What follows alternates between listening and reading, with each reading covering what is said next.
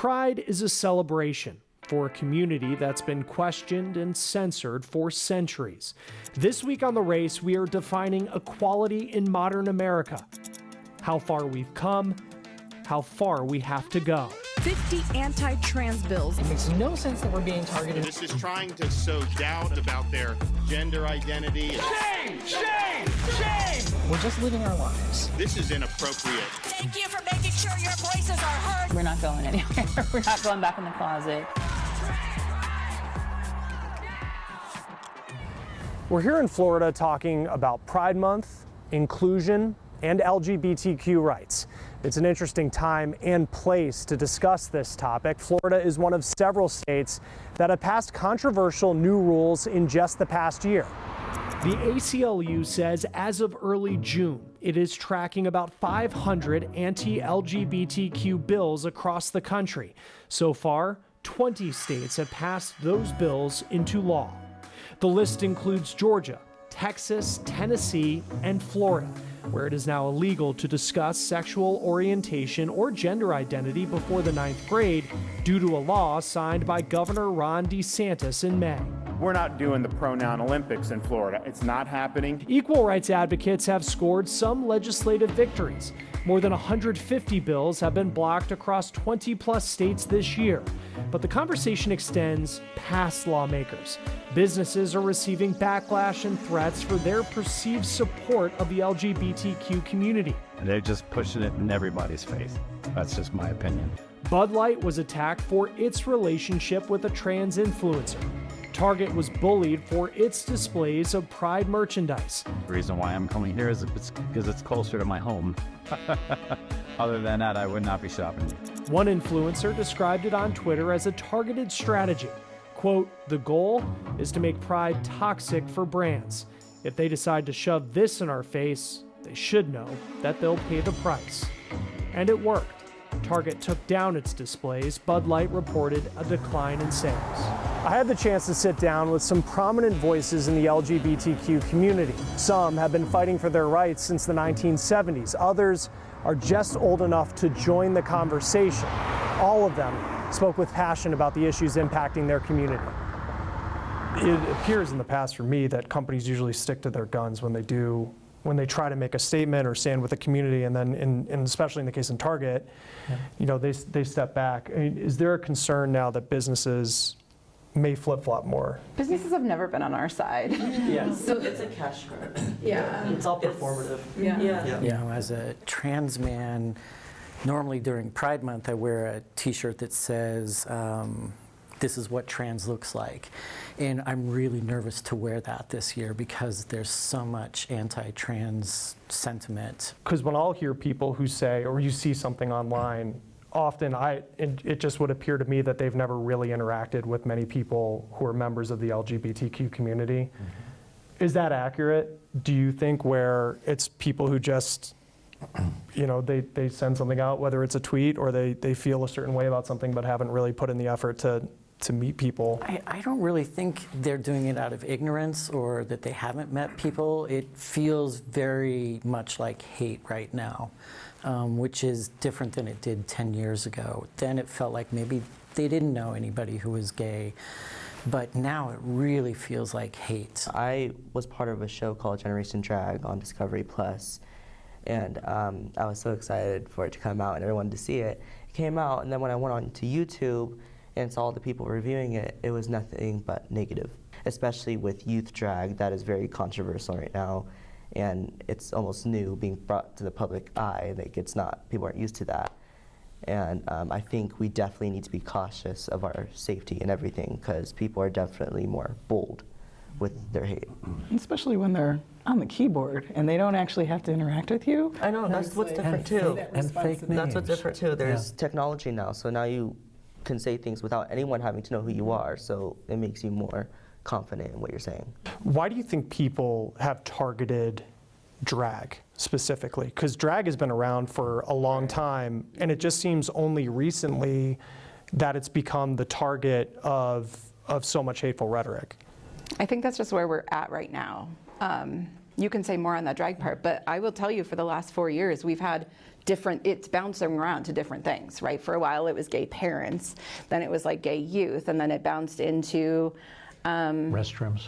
Big time restroom use, right? And then we were able to pass some legislation to kind of correct those, and it just keeps bouncing around to things. For me, I think people are just picking and choosing what they want to hate on. Like, they'll hate on something and then get no reaction from that. They'll pick something else and they keep doing it. And I think that's the problem. Our conversation continues next on The Race.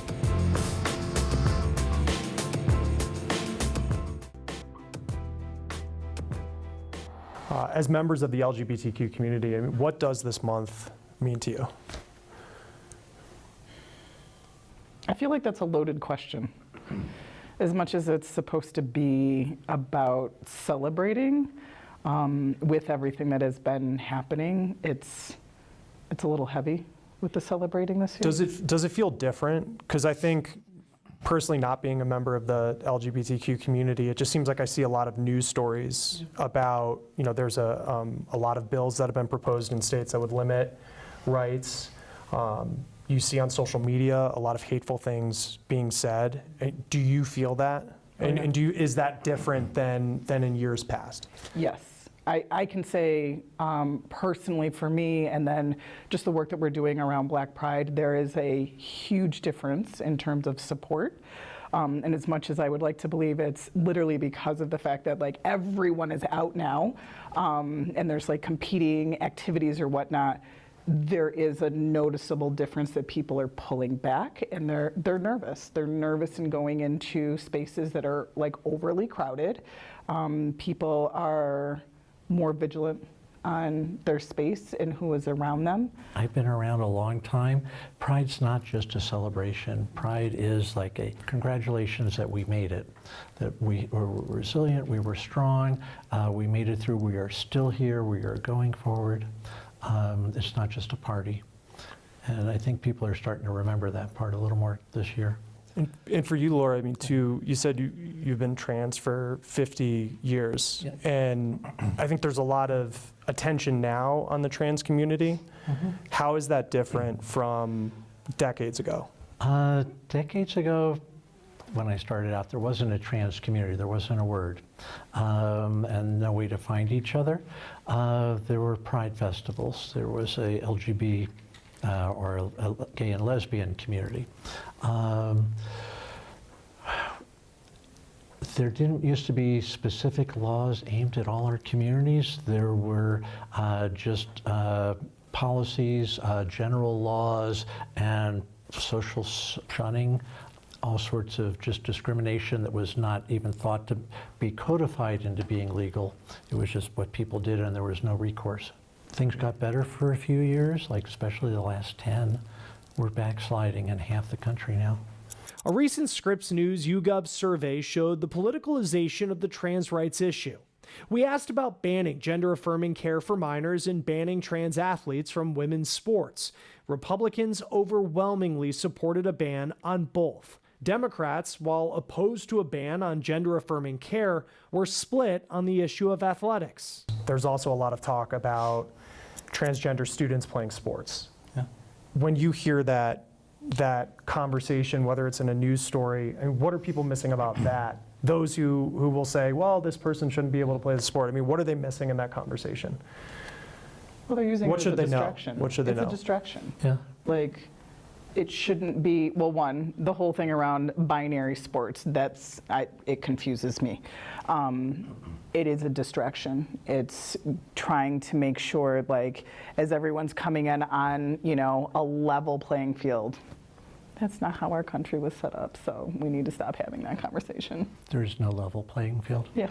And most of the time it's the parents or families arguing about it. The kids just want to play. Right. Like they're just like, yeah, I'm definitely motivated to beat this kid, right? Like to make sure that my team is better. That's the competition, not because somebody's trans or not. Right. They immediately fall to arguments about professional sports and the Olympics and performance standards for both of those. And then they pass laws against kindergarten and K through 12. The race continues next.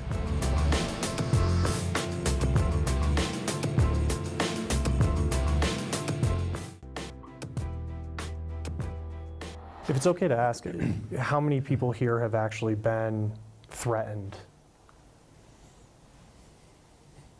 Everyone. Is it, and is it recent threats, or is it just? Yeah. Online, yeah.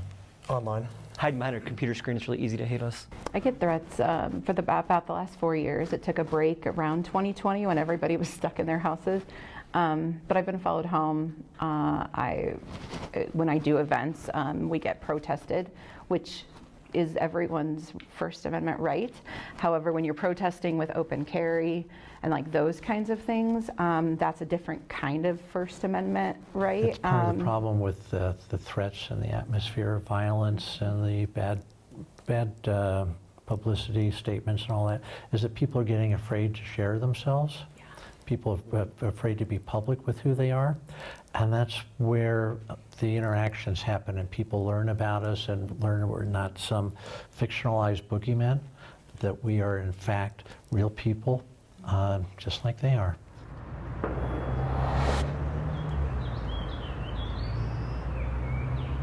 You ready? Who are we throwing to? Ready. On a recent afternoon, Rabbi Daniel Bogart and his family had a blast in their suburban St. Louis backyard.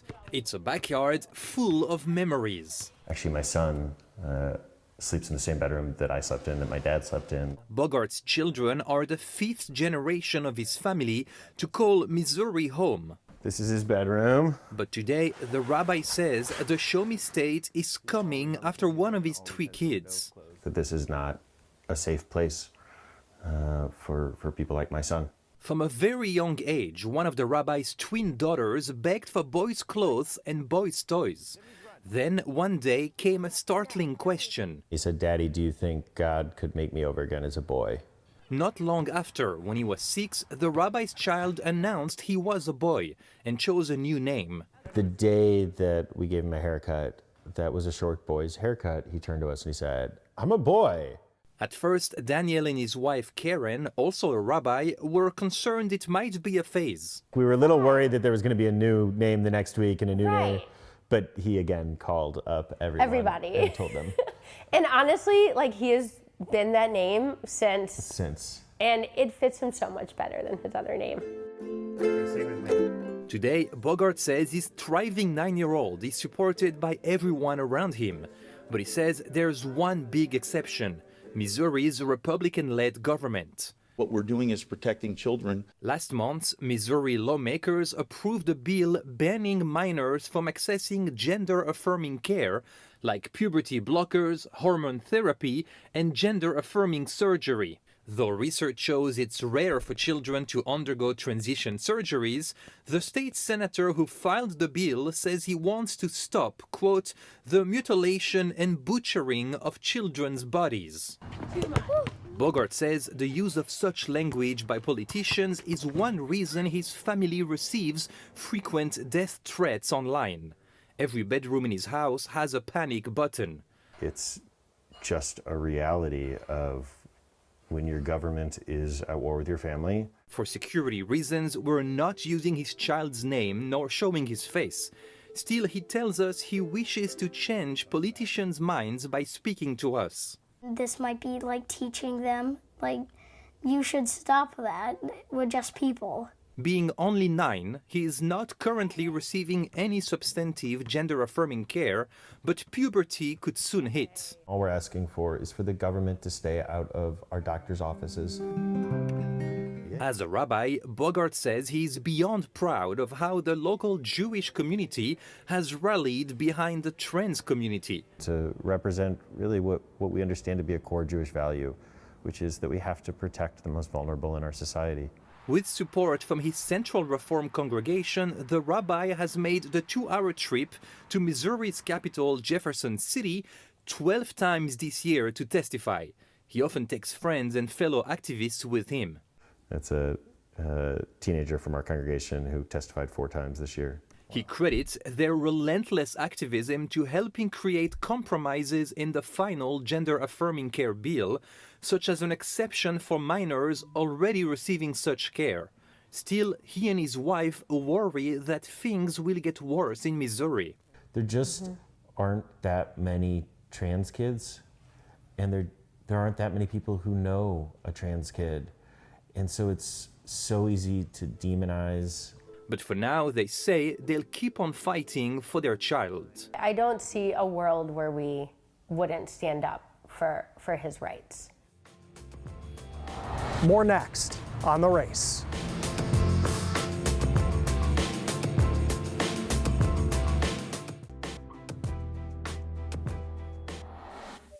Libraries and public schools are facing new scrutiny for the books they offer to children. Parents and lawmakers are pushing for more review over what's on bookshelves. In Utah and a handful of other states, lawmakers have banned certain insensitive instructional material in the classroom.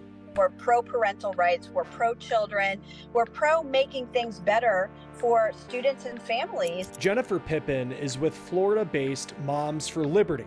Her group was recently labeled as an extremist group by the Southern Poverty Law Center. It's the first time the SPLC included anti-student inclusion groups on the list. Maybe Southern Poverty Law Group doesn't understand what we do or how we're doing it. Our parents, grandparents, and community members are not a hate group. We are not anti-government and everything we're being labeled as this group is saying. Pippin says her group plans to challenge more than 200 books in Florida schools in the coming years. She maintains she's concerned about sexually explicit materials, but other experts told me books about members of the LGBTQ community or people of color are challenged the most. What concerns do you have as we see more books being removed from school libraries, public libraries, and just that being taken away from children who are growing up? In our youth organization, majority of our kids didn't even know those books existed. So this argument is coming at our community and it's being targeted towards us, but it didn't actually make that big of a difference, right? This isn't like the way you learn how to be this identity. The books are not the problem. The internet has far more information, far less restriction and guidance over what is online.